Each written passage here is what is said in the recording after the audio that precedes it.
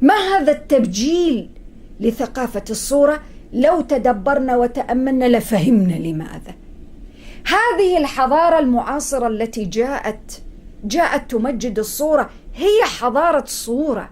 ولا ننسى حين نتكلم عن الحضارة الغربية المعاصرة أن جذورها تتأصل وتتكرس في أي شيء في الحضارة اليونانية. هذه الحضارة التي جاءت وهي تمجد التماثيل وتجسد الأجساد وتمثل الصور وتجسدها وتعظمها وتمجدها، هي متمركزة حول الصورة. فمن الطبيعي أن يكون وليدة هذه الحضارة وهي الحضارة الغربية المعاصرة بالمجمل المختصر أنها تركز على ثقافة الصور وحياة الصور وحضارة الصور، فجاءت بما جاءت به.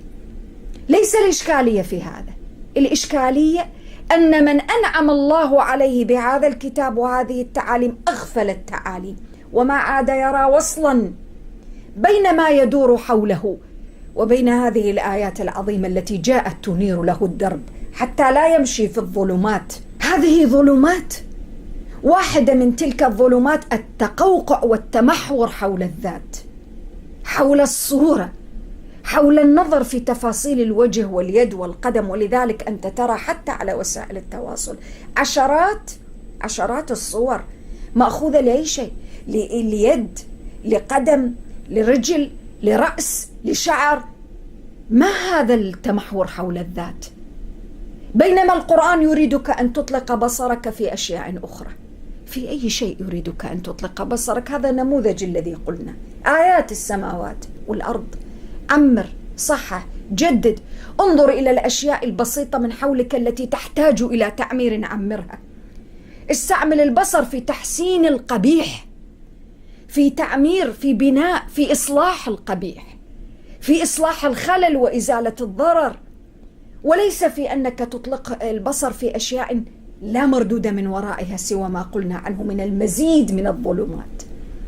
أنت حين تتقوقع وتتمحور حول نفسك وذاتك ووجهك من خلال السيلفي، ماذا سيحدث لك؟ ستنتقل إلى دوامة أخرى، ظلمة أخرى، التركيز على عمليات التجميل التي تريد منك أن تكون نموذجا معينا، الأنف بمقاسات معينة والفم بمقاسات معينة، وقس على ذلك. من حدد كل تلك المقاييس للجمال؟ والجمال نسبي ويتفاوت الناس في حسبانه. لماذا لا بد أن يكون هناك نموذج واحد لهذا الجمال؟ هذه ما تفرزه التحديات والظلمات المعاصرة التي نعيش فيها في مجتمعاتنا اليوم. ليس الإشكالية أن تكون هناك تحديات، الإنسان لا يمكن إلا أن يعيش في أجواء من التحديات، طبيعي، جزء من الاختبار لك والامتحان. ولكن الإشكالية أن تكون غافلا عن كل تلك التحديات ولا ترى فيها ما يهدد حياتك وإنسانيتك.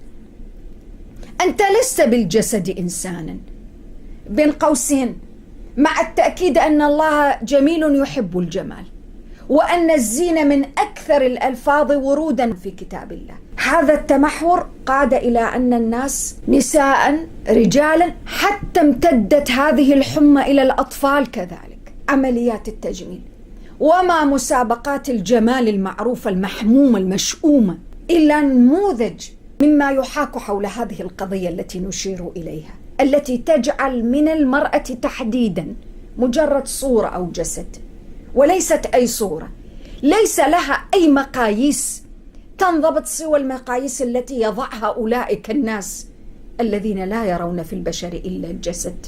فكيف يكون لك وأنت المؤمن الذي تقرأ هذا الكتاب العظيم أن يكون كل الاهتمام من قبلك بهذا الجسد الذي سيفنى؟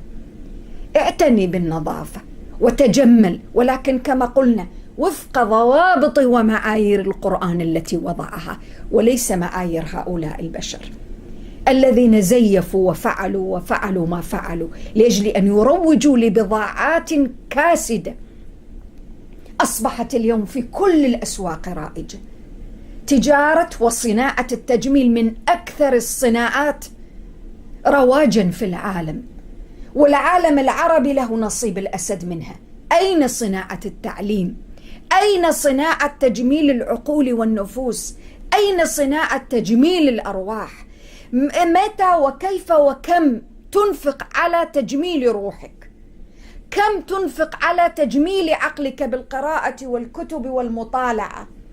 وكم تنفق على التجميل، سواء كان من أدوات الزينة المختلفة، أو إذا كانت الأمر قد انساق بك أو سيق بك إلى ما يشبه الآن عمليات التجميل التي انتشرت في كثير من المجتمعات.